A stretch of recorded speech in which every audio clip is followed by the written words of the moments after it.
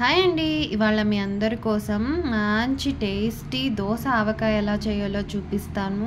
ఈ పచ్చడి అంటే మా ఇంట్లో చాలా ఇష్టంగా తింటామండి అందరూ. ఈ పచ్చడి చేసిన రోజున మా డాడీ మా అందరికీ చక్కగా కలిపి పెడతారండి. ఆహా, ఎంత బాగుంటుందంటే అంత బాగుంటుంది. సరే, మరి మీ అందరికీ ఇవాళ చూపించేస్తాను, చూసేయండి. నేను ఇక్కడ 4 దోసకాయలు తీసుకున్నానండి. ఎంత బాగున్నాయో చూడండి, మంచి ఎల్లో కలర్లో చాలా ఫ్రెష్గా ఉన్నాయండి. 1 కప్పు ఆయిల్, 3 స్పూన్ల కారం, 1.5 స్పూన్ సాల్ట్, 1/2 స్పూన్ మెంతులు, అలాగే 3 స్పూన్ల ఆవాలు, కొంచెం ఇంగువ. నేను ఈ స్పూన్ తోటి కొలతలు తీసుకున్నానండి. మీరు కూడా కొంచెం చూసుకొని వేసుకోండి. ఇప్పుడు కడాయి పెట్టుకొని ఆవాలు మెంతులు మటుకు డ్రై రోస్ట్ చేసుకోవాలండి. 1 నిమిషం అలా రోస్ట్ చేసుకుంటే సరిపోతుంది. ఇప్పుడు ఇవి చల్లారాక ఇవి గ్రైండ్ చేసుకోవాలండి.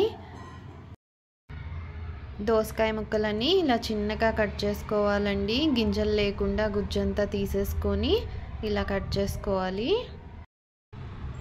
చూడండి, ఆవాలు మెంతులు గ్రైండ్ చేసుకున్నాక ఇలా ఉంటుంది, పౌడర్ లాగా చేసుకోవాలి. ఇప్పుడు ఈ దోసకాయ ముక్కల్లోకి సాల్ట్, కారం, అలాగే ఆవపిండి,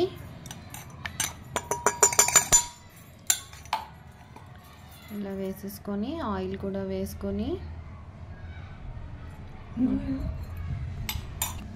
కొంచెం ఇంగువ కూడా వేసుకొని బాగా మిక్స్ చేసుకుందామండి.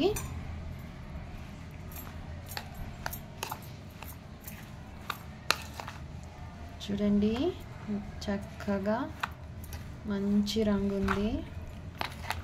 బాగా మిక్స్ చేసుకోవాలండి. చూడండి, ఇలా చక్కగా కలిపేసుకోండి.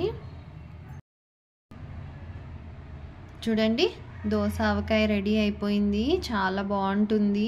ఇక్కడ నేను ఆయిల్ మటుకు నువ్వుల నూనె వేసుకున్నాను. మీరు కూడా ఆయిల్ నువ్వుల నూనె వాడండి, పచ్చళ్ళకి చాలా బాగుంటుంది.